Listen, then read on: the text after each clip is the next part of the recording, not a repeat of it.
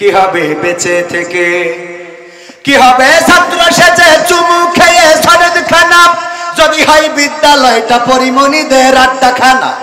কি হবে ছাত্র সেজে চুমু খেয়ে সনদ খানা, যদি হয় বিদ্যালয়টা পুবলিদের আড্ডাখানা। এর চেয়ে মরাই ভালো দেশ ছেড়ে যাওয়াই ভালো, এর চেয়ে মরাই ভালো দেশ ছেড়ে যাওয়াই ভালো।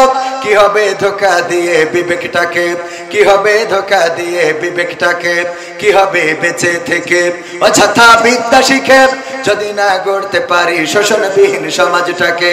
কি হবে বেঁচে থেকে, কি হবে যুবক নামের বোঝা হয়ে এই ধরাতে, যেখানে মা বোনেরা ধর্ষিতা হয় দিনে রাতে।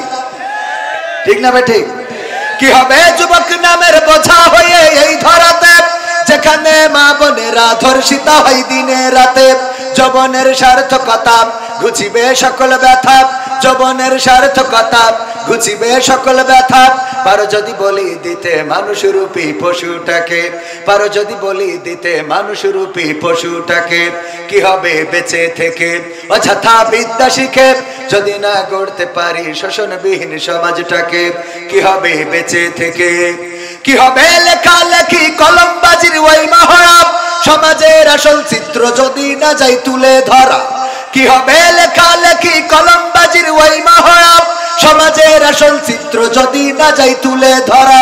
যদি ওই ঘুষের বলে কলমটা উল্টো চলে, যদি ওই হ্যালো কলে ক্যামেরা উল্টো বলে, তবে কি যাবে রোখা দুর্নীতিকে, তবে কি যাবে রোখা দুর্নীতিকে। কি হবে বেঁচে থেকে অযথা বিদ্যা শিখে যদি না গড়তে পারি শোষণবিহীন সমাজটাকে।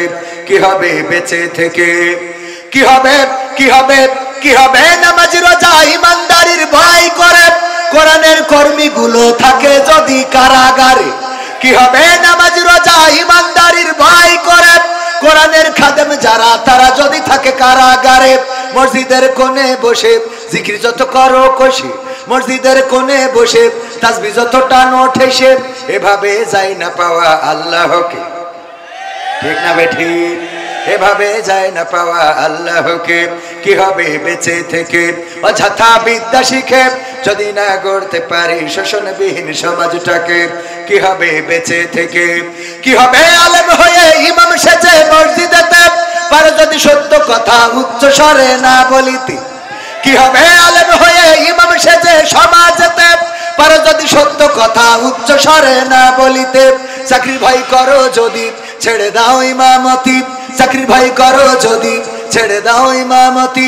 কি হবে ধোঁকা দিয়ে আল্লাহকে, কি হবে ধোঁকা দিয়ে আল্লাহকে। কি হবে বেঁচে থেকে অযথা বিদ্যা শিখে যদি না গড়তে পারি শোষণবিহীন সমাজটাকে। কি হবে বেঁচে থেকে, কি হবে নেতা হয়ে জনবলে ঘাড় ফুলিয়ে দড়াটানা গরম দেখে যদি থাকো ঘরে শুয়ে।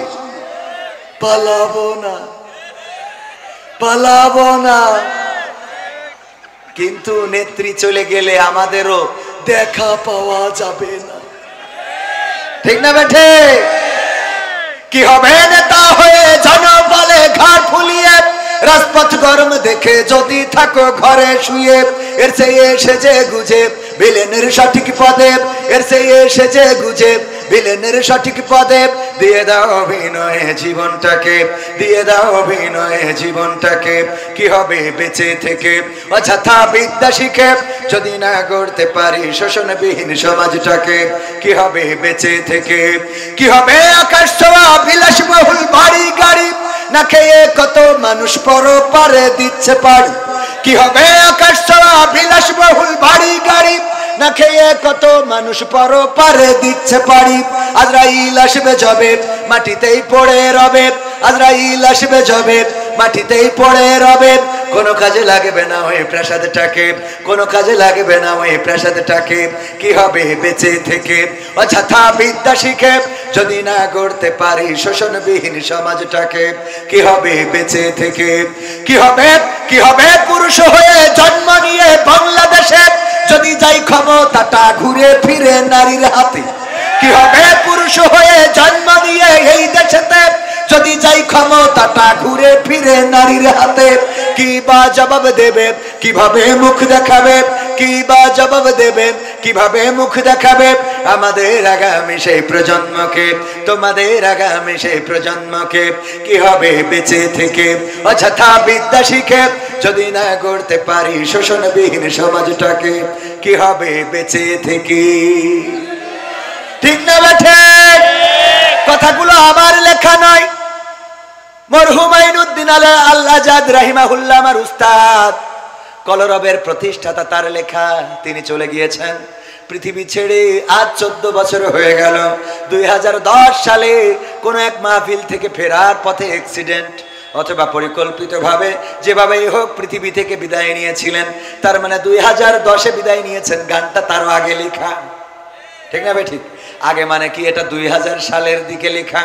2000 সাল কিংবা 1999 সাল, সেই সময়ের গান এখনো গাইলে মনে হয় গতকালকে লিখেছে। ঠিক না ভাই? ঠিক। কারণ এখনো সমাজের পরিবর্তন হয় নাই, এখনো শোষণ মুক্ত সমাজ আসে নাই। আমার শোষণ মুক্ত সমাজ গড়ার জন্য প্রথমে আন্দোলন করেছিলেন বঙ্গবন্ধু শেখ মুজিবুর রহমান, তারপরে আন্দোলন করেছেন জিয়াউর রহমান, তারপরে আন্দোলন করেছেন এরশাদ, তারপরে আন্দোলন করেছেন খালেদা জিয়া, তারপরে আন্দোলন করেছেন শেখ হাসিনা, এরপরে আবার খালেদা জিয়া, তারপরে আবার শেখ হাসিনা, তারপরে আবার এর মধ্যে ফখরুদ্দিন মঈনুদ্দিন এসেছিল, এখন নতুন করে ডক্টর ইউনূস এসেছে। এখনো বাংলাদেশ শোষণ মুক্ত হয় নাই। আজকেও পত্রিকার নিউজ, আমার এক আল্লাহর ওলি, আমাদের আল্লাহর ওলি, দেখেন দলের নাম না বলে তো উপায় নেই, সাংবাদিকরা বলেছে আমার দোষ না। যুবলীগের এক আল্লাহর ওলি ব্রাহ্মণবাড়িয়ায় একজন নারীকে হত্যার পরে তার লাশটা একটা পরিত্যক্ত ঘরের মধ্যে নিয়ে গর্তের মধ্যে ঢুকায়ে পুড়াইয়ে দিচ্ছিল। ধরা পড়েছে না পড়ে নাই? নারীদেরকে পুড়াইয়ে দিচ্ছে, লাশ মাথাটা পুকুরের মধ্যে ফেলানো। অ্যারেস্ট হয়েছে বিশেষ দলের লোক। ওই দলের লোক বলেই বলছি না, এমন অপরাধ বিএনপি জামাত জাসদ বাসদেও করতে পারে না, পারে না। তবে তুলনামূলক ভাবে আল্লাহর ওলিদের একটু বেশি লোক আছে না নাই? অপরাধ করার মাত্রা বেশি না কম? এই অপরাধ এখনো মুক্ত হয় নাই। যদি জামাতেও থাকে আমরা প্রতিবাদ করব। কথা আগে বুঝে নেবেন, তারপরে লাভ দেবেন।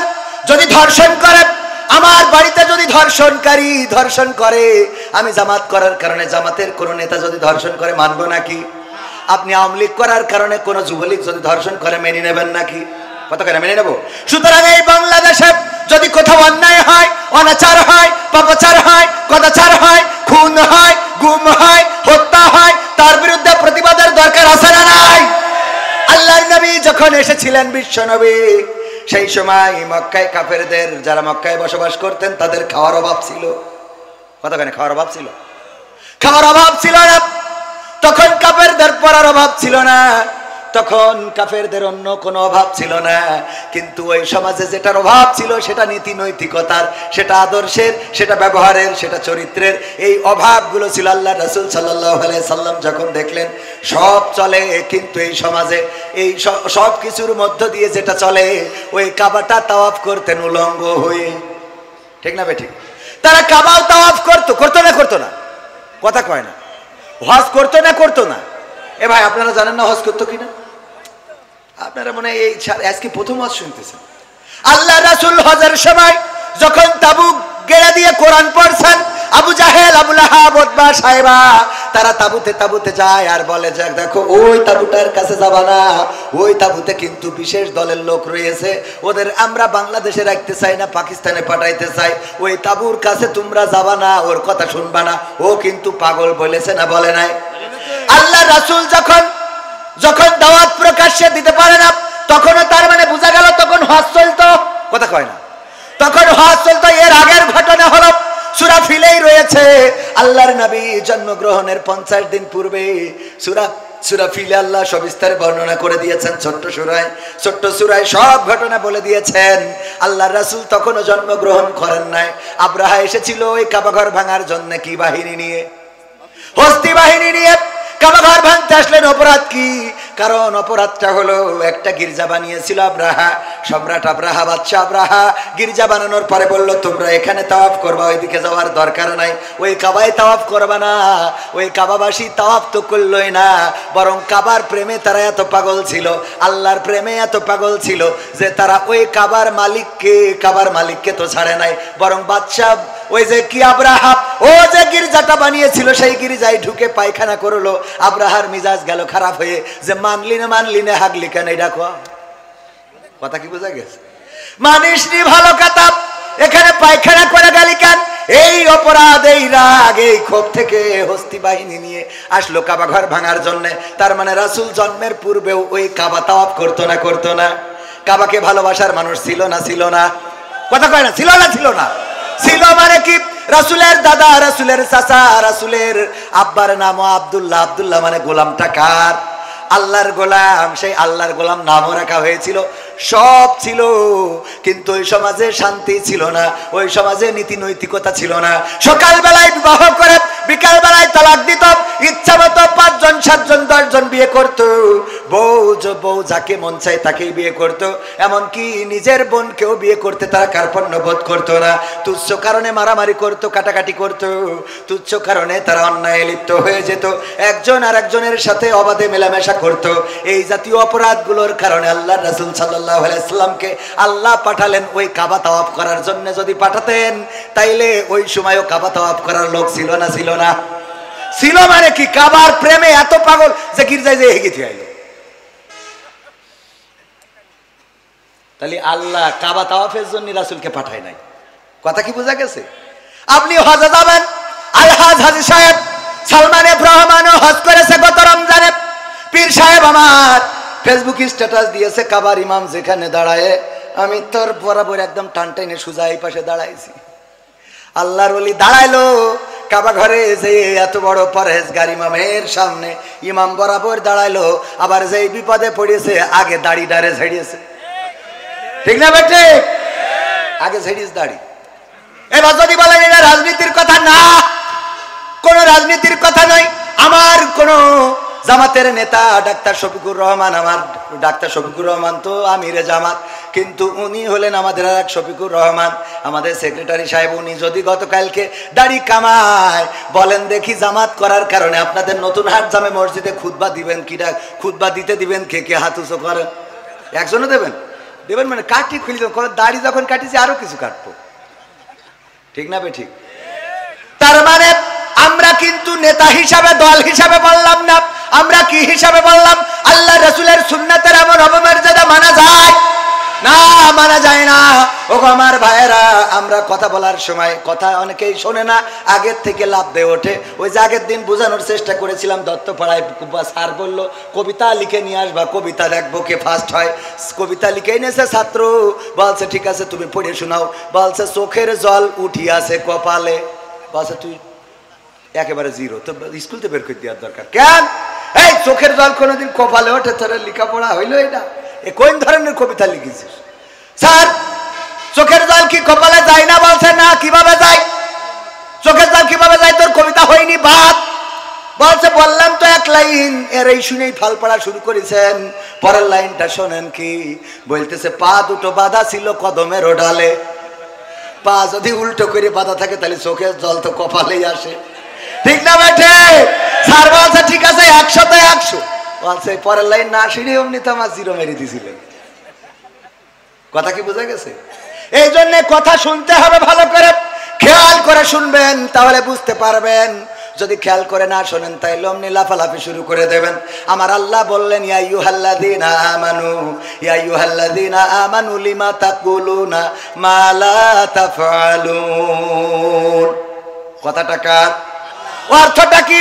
আল্লাহ বললেন, ও ঈমানদারেরা শোনো, আল্লাহর ওলিরা, পরহেজগারেরা শোনো, তোমাদের বলি শোনো, এমন কথা তোমরা কেন বলো যা তোমরা কাজে পরিণত করো না। আল্লাহ এর পরের আয়াতে বলছে, কাবুরা মাকতান ইনদাল্লাহি আন তাকুলু মা লা তাফআলুন। আল্লাহর কাছে এটা অত্যন্ত অপছন্দের, অত্যন্ত ঘৃণার যে তোমরা মুখে যা বলো কাজে তা পরিণত করো। কথা কয় না? এই যে আয়াত, এই আয়াতের ব্যাখ্যা করতে যে আমি খুঁজে পেলাম, এমপিরা সব কোথায় গেল, মন্ত্রীরা সব কোথায় গেল, কোথায় কাদের কাকা, তাদের সারা দেশটা এখন লাগে ফাঁকা ফাঁকা। পালাবো না, পালাবো না, প্রয়োজন হলে ফখরুলের বাসায় গিয়ে উঠবো। ঠাকুরগাঁওয়ে বাসা আছে না? জায়গা দেবে? দেখেন এইবার আপনারা বোঝেন কেন বললাম এই কথা। পালাবে না যাই না তবু দেখা, তাদের ছাড়া দেশটা এখন লাগে ফাঁকা ফাঁকা। ওগো আমার ভাইরা, আল্লাহ বলছে ইয়া আইয়ুহাল্লাযীনা আমানু লিমা তাকুলুনা মা লা তাফআলুন। ওগো ঈমানদাররা, আল্লাহর ওলিরা, পীর সাহেবরা, শোনো, এমন কোন কথা বলো না যা তোমরা কাজে পরিণত করো না। কাবুরা মাকতান ইনদাল্লাহি আন তাকুলু মা লা তাফআলুন। আল্লাহর কাছে এটা অত্যন্ত অপছন্দের, অতিশয় অপছন্দের, ঘৃণার, ক্রোধের যে তোমরা যা বলো তা কাজে পরিণত করো না। দেখেন আমাদের নেতা বলল পালাবো না, এই কথা অপছন্দের কার? পালাইছে না পালাই নাই? তাইলে কোরআনের সাথে, কোরআনের কথার সাথে মিল আছে না নাই? এটা আল্লাহর অত্যন্ত অপছন্দের। এখন যদি বলেন হুজুর এই কথা বলা যাবে না, তাইলে কোরআন বলেছে আমি বলবো না কেন? তুমি বললে পালাবা না, ঠাকুর গায়ে যাবো, আমি সেখানে যেয়ে খোঁজ নিয়েছি, যাইনি, আমি নিজে গেছি, সত্যি স্ট্যাটাস দিয়ে আছে ফেসবুকে, দেখে নেবেন। এখানে গেলেন না, আবার বললেন পালাবেন না। এবার দেখেন পরহেজগার 80 রাকাত 90 রাকাত তাহাজ্জুদ না পড়ে আমার স্বামী উসমান হাফিজাহুল্লাহ, উনি তো ঘুমাতে যান না, এই আল্লাহর ওলি, সে বলল খেলা হবে, খেলা হবে, আসো খেলবো। যেই ছাত্ররা খেলার জন্য দাঁড়াইলো সেই তো আল্লাহর ওলি নেই। তাহলে আল্লাহ বলছে কাবুরা মাকতান ইনদাল্লাহি আন তাকুলু মা লা তাফআলুন। ওগো স্বামী উসমান এমন কথা কেন বলো? এই কথা তো আল্লাহর কাছে অত্যন্ত অপছন্দের, অত্যন্ত ঘৃণার, যে তোমরা মুখে যা বলো কাজে তা করো না। অথচ দেখেন অপর দিকে যারা বলেছে এই মাটি আমাদের সম্পদ, এটা তিতুমিরের মাটি, এটা শাহজালালের পুণ্যভূমি, এই জমিনে রক্ত ঝরেছে, আমার শহীদদের রক্ত লেগে আছে, 71-এ রক্ত দিয়েছি, এই জমিনে আল্লাহর ওলিরা ঘুমানো, এই জমিনকে অতন্ত্র প্রহরীর মতো পাহারা দেব। 1 ইঞ্চি মাটি, আমার বাংলার মাটি, কোন দাদার হাতে ছেড়ে দেব না। বলেন দেখি ফাঁসির কাস্টে ঝুলাইছে, তাও কি পালাইছে কেউ? কত কয় না পালাইছে কেউ? বরং মৃত্যুটাকে বরণ করেছে, হামলা হয়েছে, মামলা হয়েছে, এই দেশ ছাড়ে নাই, মাটি ছাড়ে নাই, এলাকা ছাড়ে নাই, বছরের পর বছর জেল জুলুম নির্যাতন সহ্য করেছে। কোরআনের পাখি দেলোয়ার হুসাইন সাইদি দলমত নির্বিশেষে সবার প্রিয় মানুষ, এই প্রিয় মানুষটা কোরআনের পক্ষে কথা বলেছেন। আওয়ামী লীগেরাও তার ওয়াজ শোনেন, বিএনপি, জামাত, জাসদ, বাসদ, হেফাজত, সবাই তার ওয়াজ শোনে না, শোনে না? পালিয়েছেন কখনো? পালান তো নাই, বরং আল্লাহর নবীকে যেমন প্রস্তাব দেওয়া হয়েছিল, বিশ্ব নবীকে বলল, কাফেরেরা বলল দেখো সে কি চায়, এই মক্কায় তো সব আছে, আমরা তার সব দেব, কি কি দেবে? আবু তালিবকে ডেকে বলল মুহাম্মদকে থামাও। কি থামাবো, কিভাবে থামাবো? বলল প্রস্তাব নিয়ে যাও 3টা। কয়টা?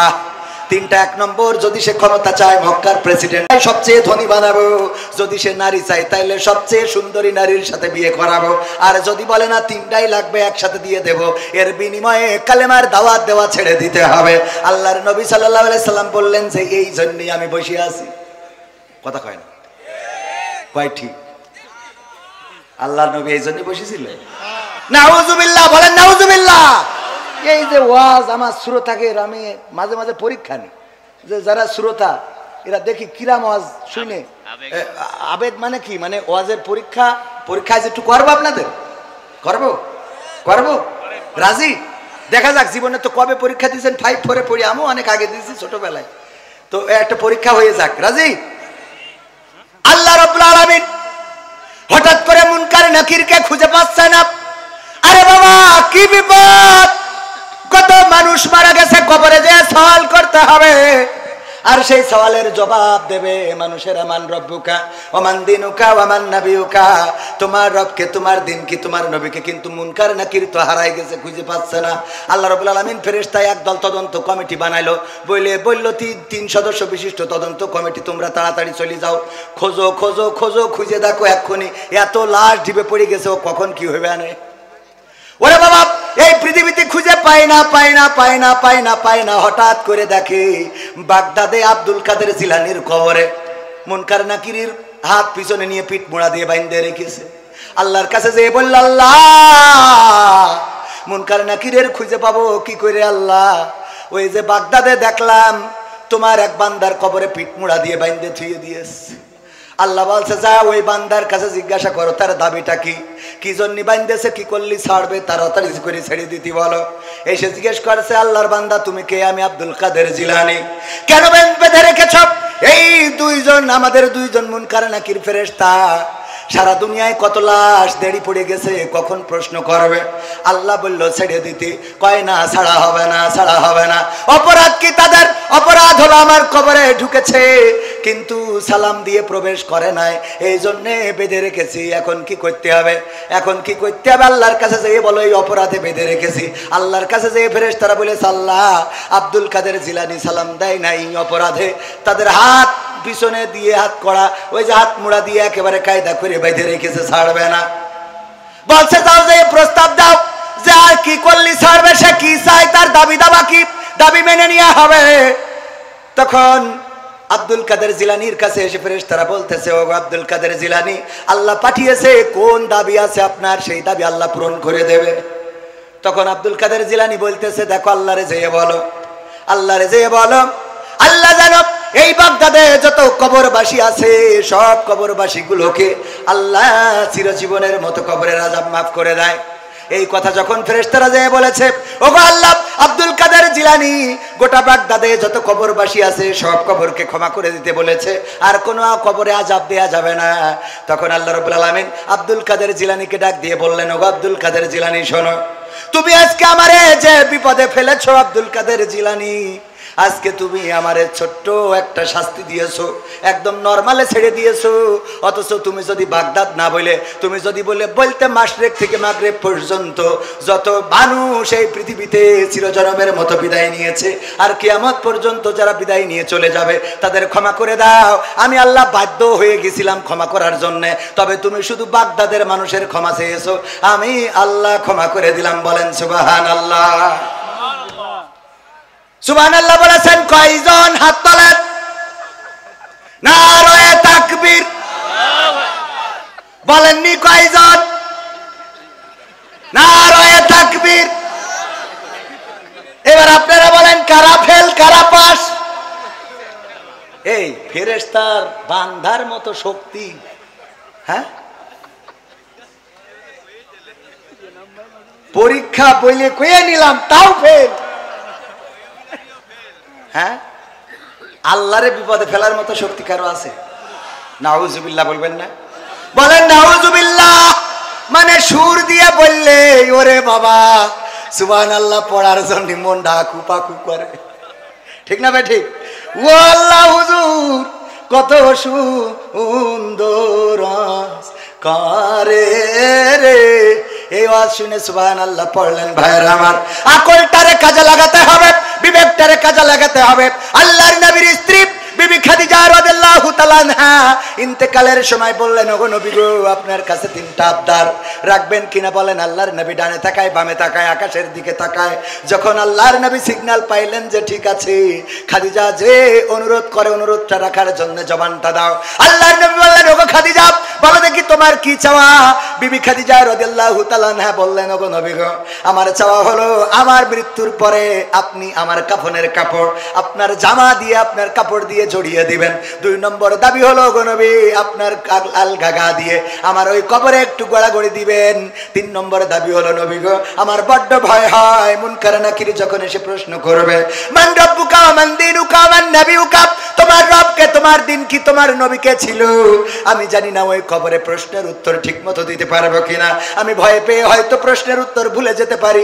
ওগো আল্লাহর নবী আপনার কাছে দাবি হলো আপনি আমার কবরের কাছে দাঁড়াবেন, আর যখন মুনকার নাকির সওয়াল করার জন্য আসবে আপনি আমার পক্ষ থেকে জবাবটা দিয়ে দিবেন, এইটাই আপনার কাছে আবদার।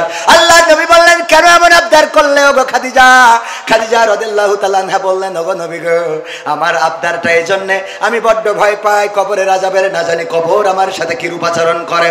আপনার গায়ের জামা যদি আমার কাপড়ের কাপড় হয় তাইলে আমি বিশ্বাস করি হয়তো কবর আমার সাথে বেয়াদবি করবে না। যদি আপনি আমার কবরে একটু গড়াগড়ি দেন, বিশ্ব নবীর দেহ মোবারক ওই কবরের মধ্যে পড়েছিল, ওই কবর হয়তো বেয়াদবি করবে না। আর আপনি যদি মুনকার নাকিরের প্রশ্নের জবাবটা দিয়ে দেন ওগো নবী তাইলে আমার আর কোনো ভয় ভয় থাকলো না।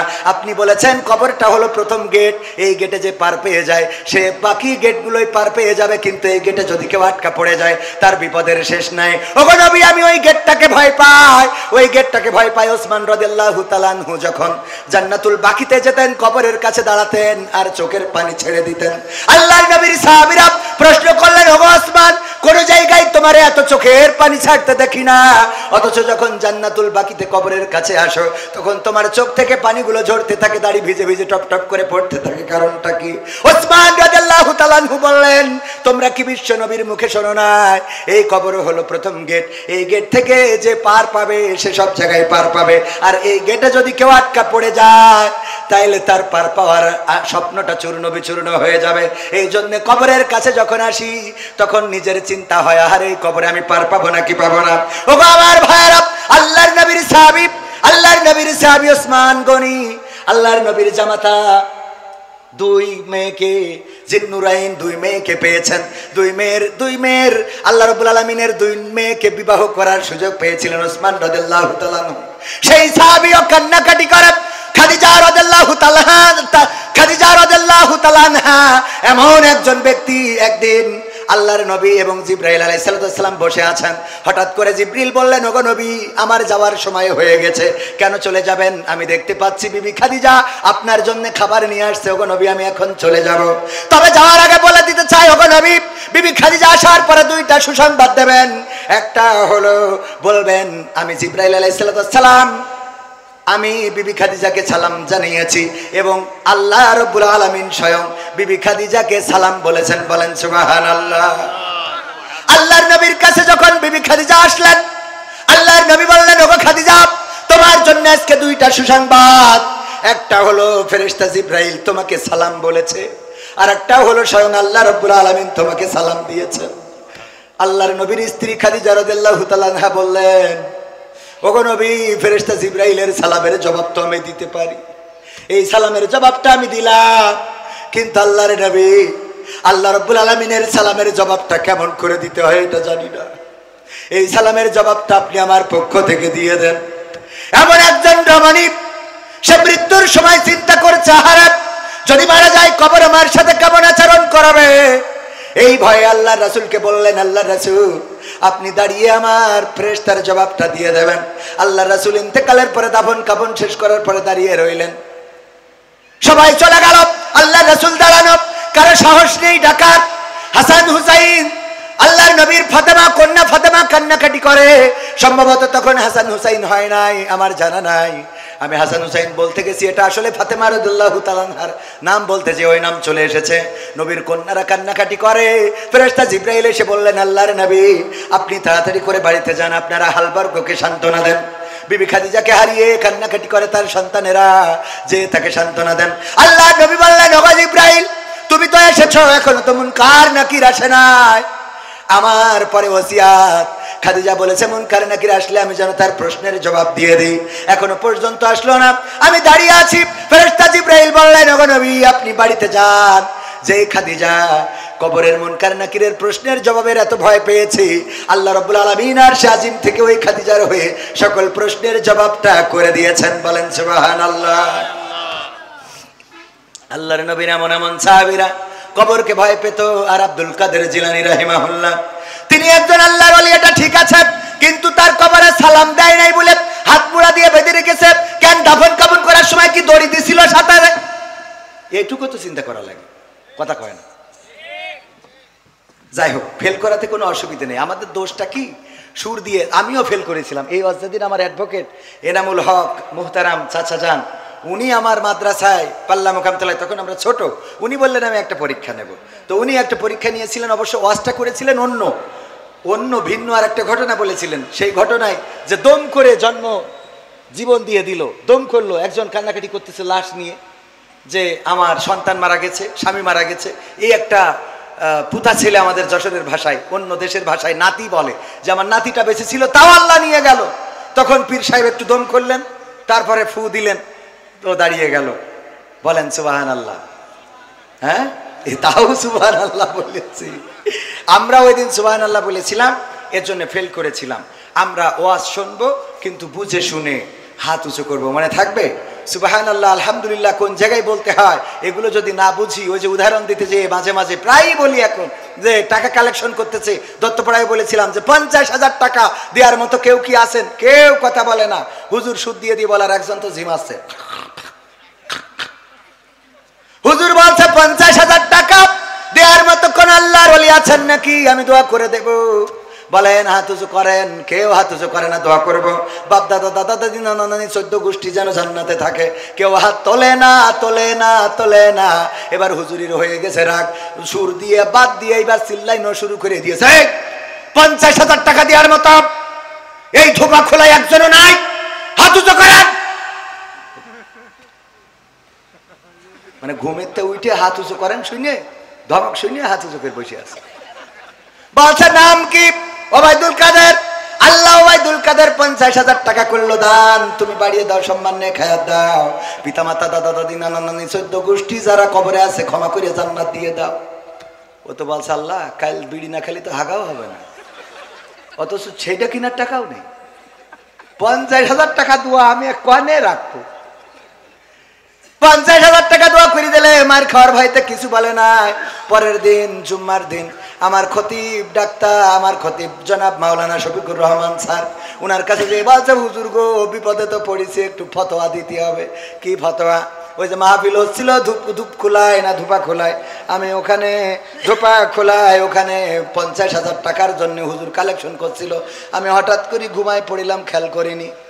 হুজুর যখন বলেছে হাত উঁচু করেন, আমি উঠে পরে হাত উঁচু করেছি, কিন্তু তার আগে বলেছে 50,000 টাকা কিনা দেবেন, হাত উঁচু করেন।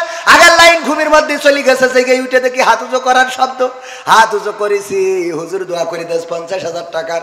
এখন আমার তো বিড়ি কেনার টাকাও নেই হুজুর, এখন আমি করবোটা কি? বলছে অসুবিধে নেই, টাকা না থাকলে দেবেন, কিন্তু ওটা তো ভুল ক্রমে হয়ে গেছে। কয় সেটা তো আমিও জানি, ও হাদিস আমার পড়া আছে, কিন্তু আমার ভয় হইলো হুজুর দোয়া করেছে আল্লাহ ওর মা বাপ দাদা দাদি নানা নানি 14 গোষ্ঠী যারা যারা কবরে আছে আল্লাহ জান্নাত দাও। এখন টাকা যদি না দিতে পারি তাহলে ওদের কি আবার ফিরোইনে জাহান্নামে রাখবে? ওদের কি আবার ফিরোইনে জাহান্নামে রাখবে কিনা? হাত উঁচু বুঝে শুনে করার দরকার আছে না নাই? কোরআনের আলোচনায় ফিরে আসি। মনে কি আছে? আল্লাহ বললেন কাবুরা মাকতান ইনদাল্লাহি আন তাকুলু মা লা তাফআলুন। আলোচনার বিষয় এটা কোনো রাজনীতির কথা না। এই আয়াতের পরিপ্রেক্ষিতে আমার কথা হলো পালাবো না, পালাবো না, পালাবে না, পালাবে না, যাই না তবু দেখা, তাদের ছাড়া দেশটা এখন লাগে ফাঁকা ফাঁকা। আইন মন্ত্রী আটকে গেল আইনেরই ফাঁকে, দাড়ি ছাড়া দরবেশের ভণ্ড ভণ্ড লাগে।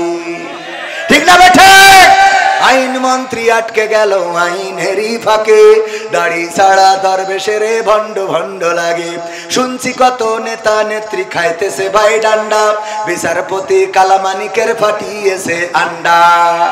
পলকের ঝলক গেল, পলকের ঝলক গেল থামিয়ে নেটের চাকা, তাদের ছাড়া দেশটা এখন লাগে ফাঁকা ফাঁকা, ওদের ছাড়া দেশটা এখন লাগে ফাঁকা ফাঁকা। কই গেল সেই সংসদেতে মমতাজের গান, কোথায় গেল হযরত বলা শামীম ওসমান? কই গেল সেই সংসদেতে মমতাজের গান, কোথায় গেল হযরত বলা শামীম ওসমান? ইনু মেনন দীপু মনি আছে কারাগারে, বাপ করিলেও পাপ কখনো ছাড়ে কি আর তারে?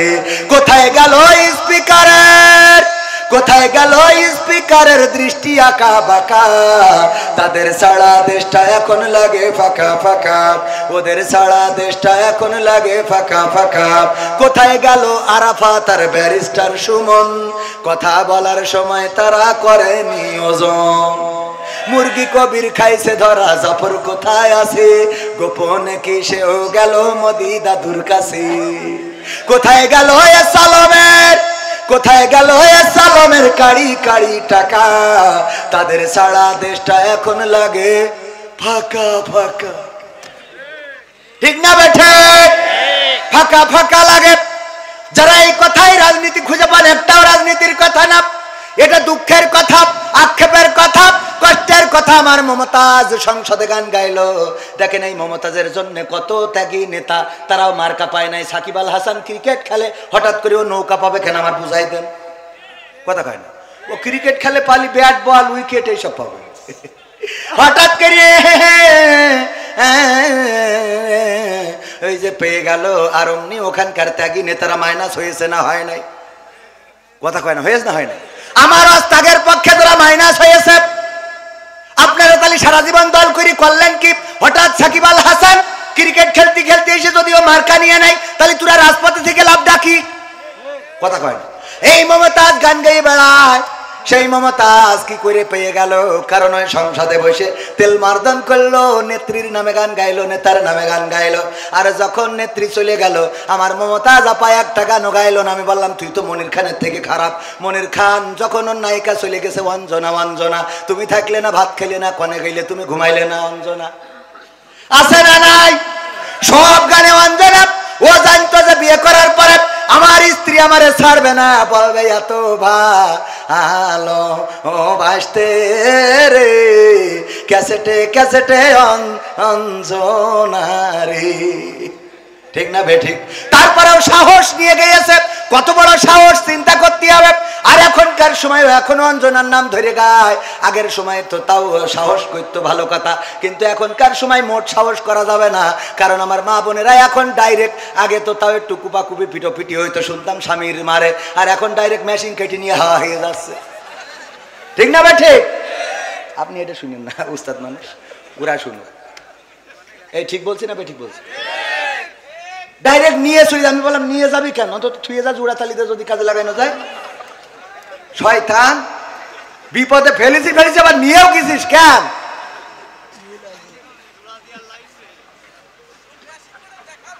ভয়, তাহলে বুঝতে পারছেন এখন? পাগল, এসব ভয় রাখতে হয় মনের মধ্যে। একজন মানে স্ত্রীরা যে কি জিনিস আল্লাহ, ওই না ভালো মানুষ, ভালো মানুষ আলহামদুলিল্লাহ, অনেক ভালো, সবাই তো না। পুরুষরাও তো শয়তানের শেষ আছে নাকি? গায়ে পেট্রোল দিলে আগুন ধরাই দেয়, আছে না? হ্যাঁ, নিজেরা ফেরেশতা মনে করেন না। ও কিডা কত বাড়িতে এই বলছে ওট, বলছে কেন? বলছে তোর নামাজ পড়তে হবে। কে? তা বলছে হুজুর বলিছে যে যদি স্বামী স্ত্রী যদি নামাজ না পড়ে তা স্বামী জাহান নামে যাবে। তা বলছে তা অসুবিধা কি? তা অসুবিধা কি মানে? তোর আমি বিয়ে করে নিয়ে আসি, তোর জন্য আমি জাহান নামে যাবো? তুই পাগল পাইছিস নাকি? আমি বুঝি না, তা তো না। ওট। তা বলছে নামাজ তো তুমিও পড়ো না। বলছে আমার জন্য আমি জানো, তোর জন্য যাবো কেন? আমার জন্য যাবো, তোর জন্য যাবো কে জানি? পাগল পাই যাবো। বলছে শীতের রাতে ডিস্টার্ব করি না, কালকে পড়। কে কালকে বেঁচে থাকবো তার কোনো গ্যারান্টি আছে? গ্যারান্টি আছে? রঙ্গরসের দিন ছিল আমার একদিন, 12 ঘন্টা বেলায় আমার সন্ধ্যা হইল, পাখি উড়ে যাওয়ার বুঝি সময় হলো, পাখি উড়ে যাওয়ার বুঝি সময় হলো। শরীরে চামড়া ছিল টান, মিষ্টি সুরে গাইতাম গান, গলার আওয়াজ আমার কত দূরে যাইতো।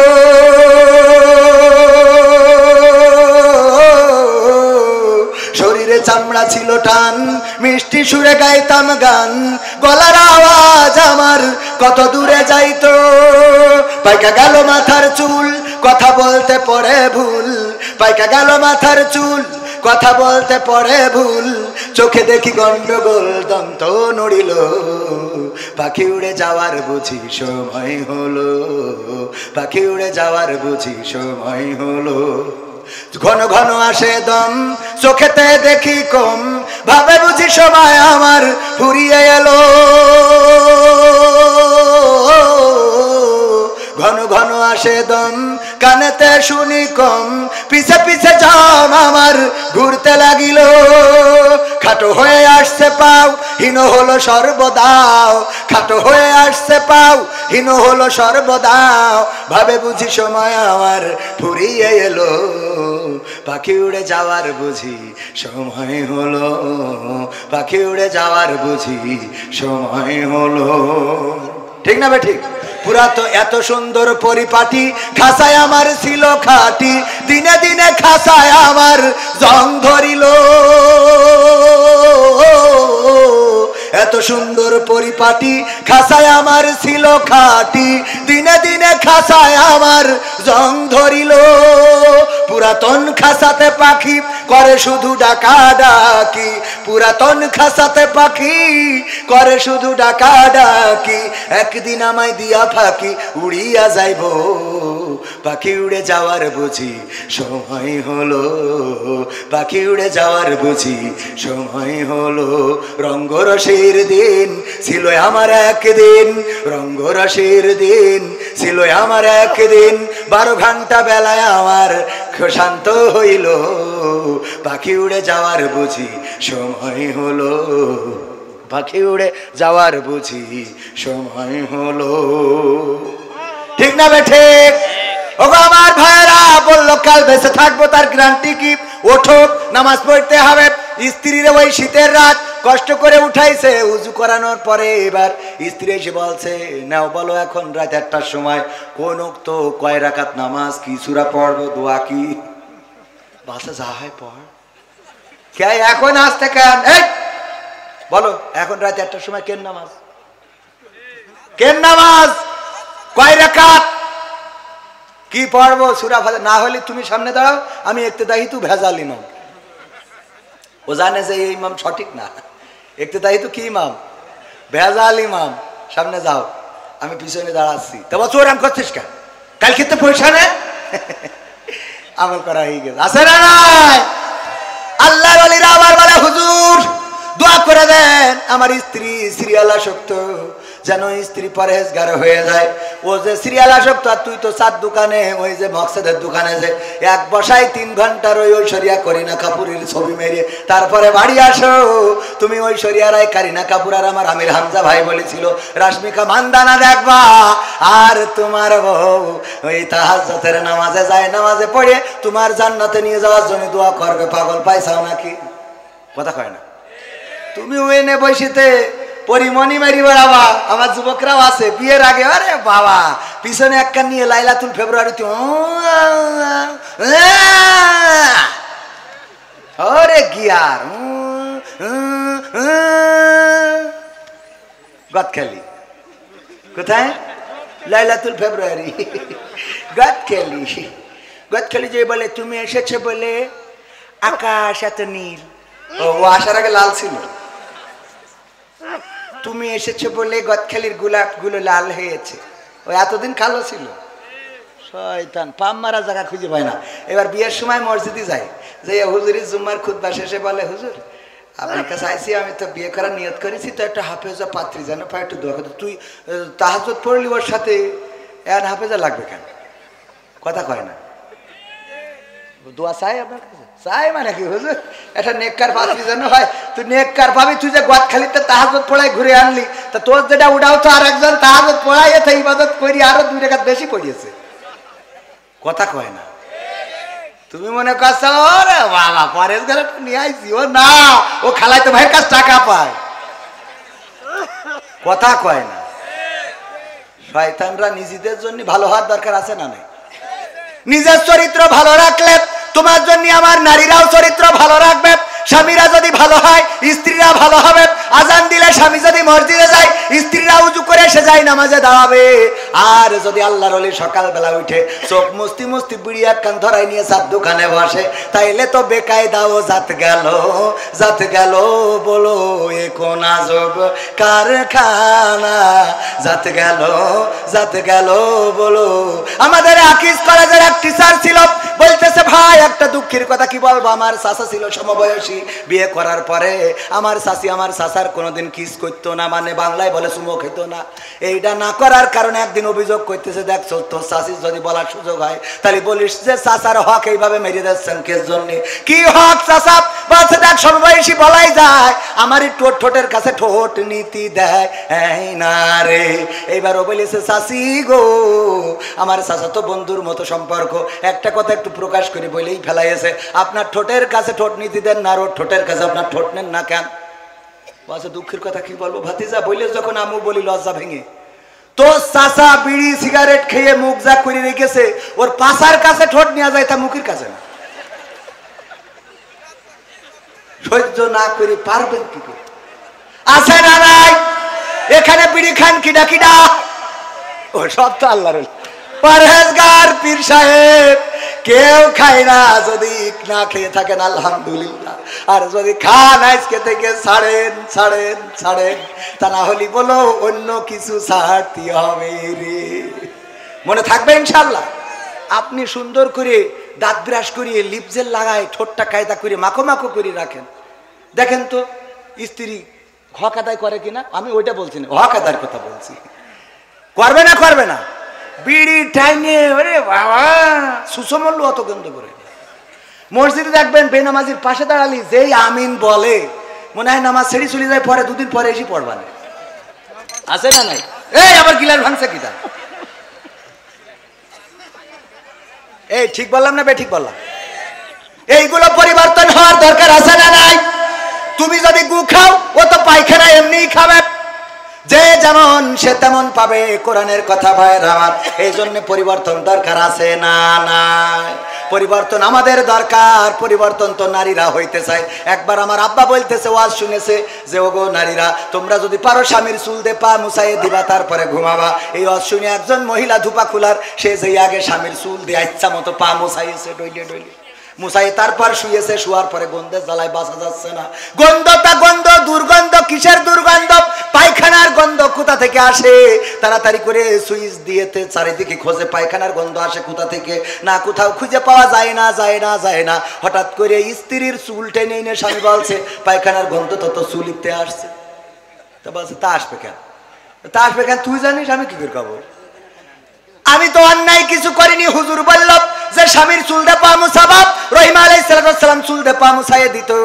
আল্লাহর নবী বলেছেন, যদি কেউ স্বামীর এমন করে খেদমত করে, যদি স্বামীর মাথায় হাত বুলায়, মুখমণ্ডলে হাত বুলায়, তাইলে মাথায় যত চুল আছে স্বামীর সমপরিমাণ চুলের সওয়াব ওর আমল নামায় লেখা হবে। আমার ডাক্তার মুরাদের বউ বলছে, তাহলে আমার তো তেশ মারা সারা, কারণ আমার ডাক্তার একটা মাল নেই।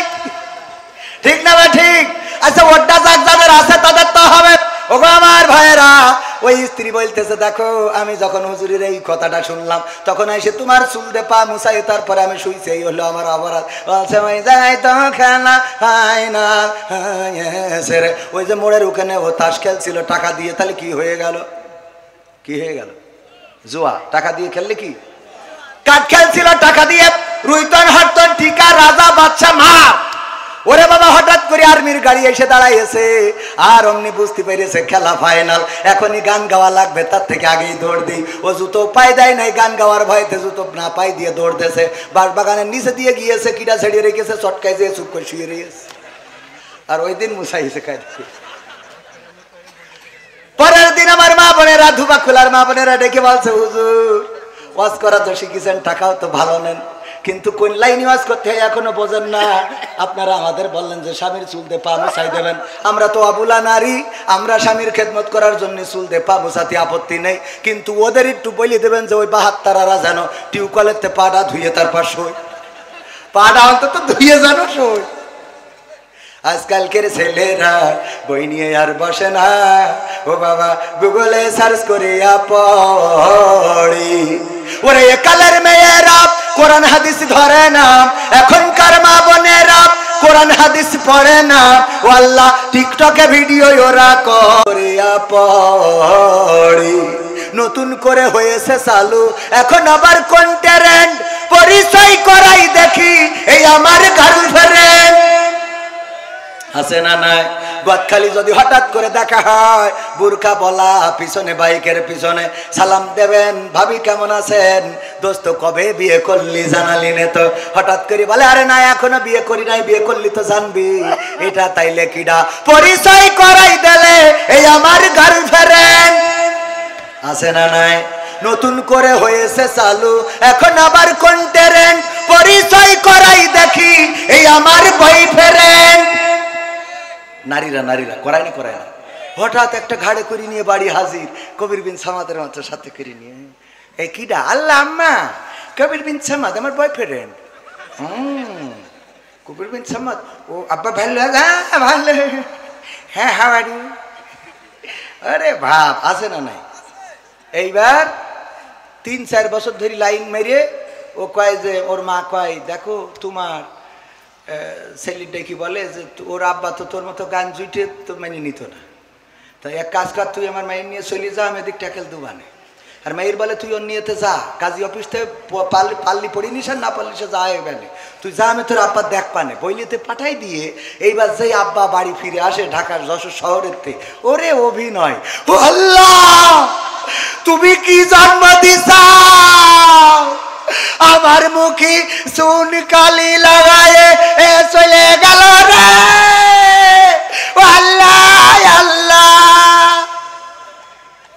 শয়তান, তোর অভিনয়ের কাছে শেখ হাসিনাও ফেল, ঠিক না বে ঠিক? কি অভিনয়! ও বলো পাঠাই দিলে যে তোর মতো গান দুইটার সাথে দেবে না, তুই আগে নিয়ে হাট কবির বিন সামান নিয়ে যা, যা হয় আমি ট্যাকেল দুবানে। ওর বুদ্ধি আছে, ওরে বাবা শব্দর স্বামী, কি জন্ম দিছাও, কি জন্ম দিছাও, আমার বাপ দাদার 14 পুরুষই এমন কিছু ঘটিনি রে, ও আল্লাহ আল্লাহ। ওর বাপ দাদা শুধু 14 পুরুষই ঘটিনি, ও যে কোন জায়গার পানি খাইয়েছো আল্লাহ জানে। হ্যাঁ হ্যাঁ হ্যাঁ ঠিক আছে। ওরে বাবা রে, এরা মনে করছে খালি শুধু এর ভয়, মনে করছে আমি রাজনীতির কথা বলবো। রাজনীতির কথা বলবো কেন? আমি কথা কয় না, রাজনীতির কথা বলার কোনো দরকার আছে? যা বলবো কুরআন হাদিসের আঙ্গিকে আছে। আমি প্রায়ই বলি, যদি মুসার কথা বলেন তা এমনি ফেরাউন আসবে, কথা কয় না। যদি আপনি নমরুদের কথা বলেন, ধুর ইব্রাহিমের কথা বলেন, তা নমরুদ আসবে। বিশ্বনবীর কথা বললি আবু জাহেল। তো কোরআনের এই সমসাময়িক সময়ে যদি কথা বলি আর শফিকুর রহমান যদি বাধা দেয়, তো তার নাম বলতে হবে না, কথা কয় না। অনেকেই মনে করে এটা নো, আরে বোঝেন না, খালি ভালো করে বুঝে হবে। আমি এসব আপনারা বলছেন আমি 12টার মধ্যে শেষ করবো, আর আধা ঘন্টা থাকা যাবে না? ইনশাল্লাহ থাকা যাবে কি না? কথা আমি এই জন্য এলাকায় দাওয়াত নিচ্ছি, খালি হুজুর এই বলেন না ওই বলেন। আমার আওয়ামী লীগরা তোমার কাছের লোক, এরা বিশ্বাস করে না। আপনাদের মনে হয়? আমি তো বলেছি কি, মুসলমানে মুসলমানে দ্বন্দ্ব করা চলবে না, সীসা ঢালা প্রাচীর হবে কখনো তা টলবে না। মুসলমানে মুসলমানে দ্বন্দ্ব করা চলবে না, সীসা ঢালা প্রাচীর হবে কখনো তা টলবে না। তবেই শান্তি পাবে, অশান্তি দূর হবে, তবেই শান্তি পাবে, অশান্তি দূর হবে। কেউ আর মুসলমানের বাজে কথা বলবে না, মুসলমানে মুসলমানে দ্বন্দ্ব করা চলবে না, সীসা ঢালা প্রাচীর হবে কখনো তা টলবে না। কে আওয়ামী, কে বিএনপি, কে জামাত ইসলাম, এটা আমাদের নয় পরিচয়, মুসলিম মোর নাম। কে আওয়ামী, কে বিএনপি, কে জামাত ইসলাম, এটা আমাদের নয় পরিচয়, মুসলিম মোর নাম। এ কথা মানলে পরে শান্তি আসবে ঘরে, এ কথা মানলে পরে শান্তি আসবে ঘরে। কেউ আর মুসলমানের বাজে কথা বলবে না, মুসলমানে মুসলমানে দ্বন্দ্ব করা চলবে না, সীসা ঢালা প্রাচীর হবে কখনো তা টলবে না। মাঝাবের লড়াই যদি চলে, শান্তি আসবে না রে ভাই কোনই কৌশলে। সাদপন্থী জুবাইর পন্থী লড়াই যদি চলে, শান্তি আসবে না রে ভাই কোনই কৌশলে। ঐক্যবদ্ধ ভাবে থাকলে শান্তি পাবে, ঐক্যবদ্ধ ভাবে থাকলে শান্তি পাবে, এছাড়া শান্তি পাবার রাস্তা কবু মিলবে না। মুসলমানে মুসলমানে দ্বন্দ্ব করা চলবে না, সীসা ঢালা প্রাচীর হবে কখনো তা টলবে, টলা যাবে। মুসলমান ঐক্যবদ্ধ থাকতে হবে। কেন থাকতে হবে? এই সমাজে সুখ শান্তির জন্য, এই সমাজে অন্যায় দূর করার জন্য, অন্যায়ের বিরুদ্ধে প্রতিবাদ করার জন্য, আল্লাহর জমিন আল্লাহর দ্বীন প্রতিষ্ঠিত করার জন্য ঐক্যবদ্ধতার বিকল্প নাই। জামাত ইসলাম যদি মনে করে নিজেদের ভোট নিয়ে ক্ষমতায় যাবে, ভোট তো হলো জামাত ইসলামের 25%। কয় পার্সেন্ট? কয় পার্সেন্ট?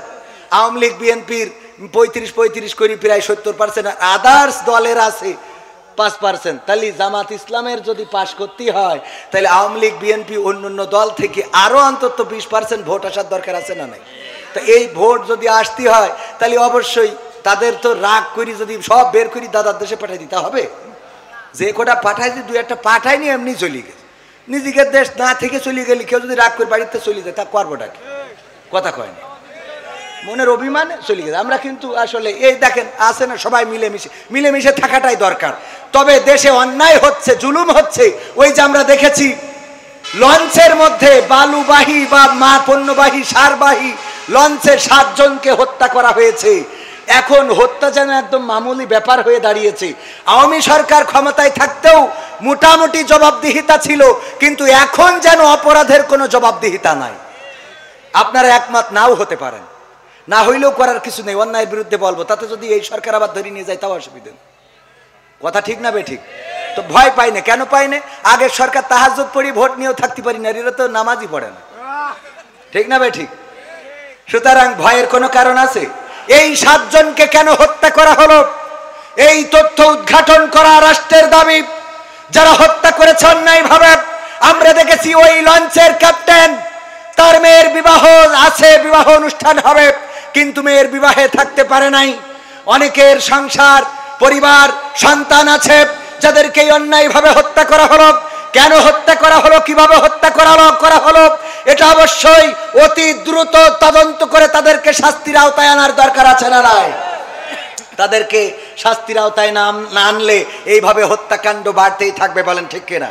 এরপরে আমার ব্রাহ্মণবাড়িয়া মানেই তো কুপাকুপির একটা জেলা, ছোটখাটো বিষয় নিয়ে দাবল্লভ নিয়ে আগের মতো লড়াই করে, যদিও ব্রাহ্মণবাড়িয়ায় অনেক ভালো মানুষও আছেন আলহামদুলিল্লাহ। এই ব্রাহ্মণবাড়িয়ায় আজকেও যে ঘটনা ঘটেছে, যে একজন যুবলীগের নেতার সন্তান, সে পরিত্যক্ত একটা ঘরে দেহ মাথাবিহীন লাশকে গর্তের মধ্যে ঢুকায়ে পুড়াচ্ছিল। রাজহাঁস খুঁজতে যেয়ে ওখানে যখন ধোঁয়া দেখেছে, জিজ্ঞেস করেছে কিসের ধোঁয়া, বলেছে পাতা পুড়াচ্ছি। কয় কিসের পাতা একটু দেখতে চায়, দেখতে দেয় নাই, মারার হুমকি দিয়েছে। পরে গ্রামবাসী একসাথে হয়ে সেখানে যাওয়ার চেষ্টা করেছে, বাধা দিয়েছে, পুলিশকে খবর দিয়েছে, যে দেখে একটি মাথাবিহীন লাশ পুড়ানো হচ্ছে গর্তের মধ্যে ঢুকিয়ে।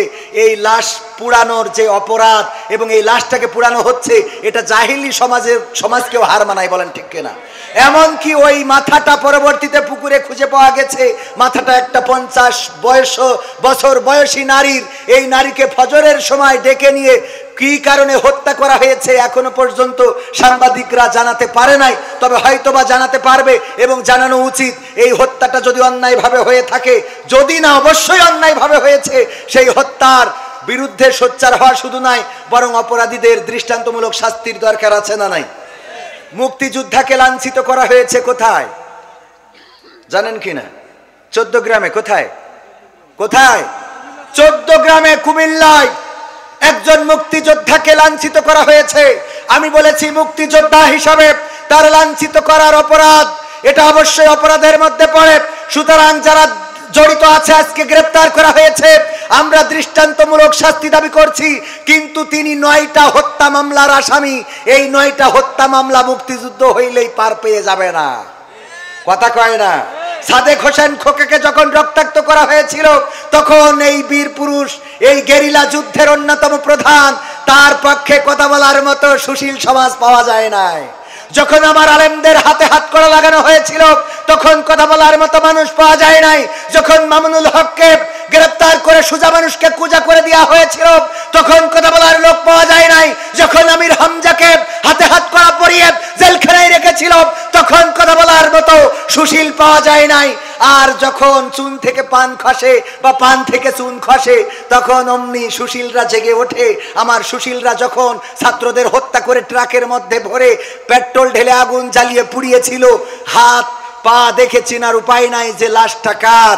এই লাশগুলো নিয়ে কথা বলার মতো সুশীল পাওয়া, কথা কয় না? আপনি সুশীল আমি মানলাম, কিন্তু যখন ওই যে সুশীল কেমন, এক দারোগা থানা কামাই করেছে আগের সময়, তখন থানা কামাই করলি দারোগা বা তাদের যে উপরের কর্মকর্তা থাকে, ও বেদ পিটাইতো। তো এই জন্যই জানে যে পিটাবে, পিছনে বস্তা বাইন্ধে নিয়ে তারপরে গেছে যে পিটানচা দেবে বস্তার পরে। তো এখন যেই বলছে স্যার আমি তো একটু বউ নিয়ে পিকনিক করতে গেছিলাম, তো এই জন্য দেরি হয়ে গেছে। কয় তোর 100 বেত্রাঘাত। বললি বেত মারা শুরু করিস, ও তো জানে অসুবিধে নেই। ও বাস্তা বেঁধে নিয়ে গেছে 2-3টে, হয়েছে সালার বাস্তা। ওই নিয়ে এখন এই বাস্তা তো বেঁধেস কায়দা করি, এখন যেই একটু সাইড সুইডি পড়ে, যেই উপরে পড়ে কয় স্যার একটু নিচে করি মারেন স্যার। এবার যেই নিচে পড়ে কয় স্যার একটু করি উঁচু করি মারেন স্যার, স্যার একটু ডানির দিকে চাপাই মারেন স্যার, স্যার একটু বাদ দিকে, মানে ওর বাস্তার পরে পড়তে হবে। কথা কি বোঝা গেছে? কথা বোঝেননি? তো আমাদের কাজ হলো বাস্তার পরে পড়া লাগবে। ডানি বলেন বাই বলেন বাই বলেন, আমার কথা হলো বাস্তার পরে পড়লে হবে না। সুশীল হলি কায়দা মতো সব জায়গায় সুশীলগিরি দেখাইতে হবে। সুশীলগিরি সব জায়গায় দেখাই না বলে এই সমাজের অপরাধ কমছে না, বলেন ঠিক কিনা? আমরা তারা যারা জুলুমের বিরুদ্ধে প্রতিবাদ করি, নাটোরে মন্দিরে হামলা হয়েছে, বলা হচ্ছে যে ডাকাতরা ছিনতাই করতে যে হামলা করেছে একজন, সেখানে থাকা প্রতিবন্ধী মানুষ বা মানসিক চাহিদা সম্পন্ন মানুষ, তাকে হত্যা করা হয়েছে।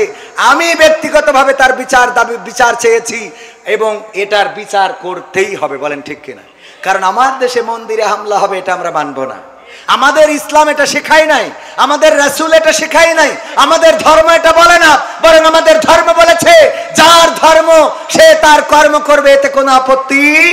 আমরা দাওয়াত দিতে পারি কিন্তু তাদের উপরে জুলুম করতে পারি না। আমরা তাদের কাছে দাওয়াত নিয়ে যেতে পারি কিন্তু বাধ্য করতে পারি, এটার নাম ইসলাম। আর এই ইসলামের কথা যারা বলে তাদের নিয়ে এত চুলকানি, এত ষড়যন্ত্র, এত ডানে বামে কথাবার্তা কেন?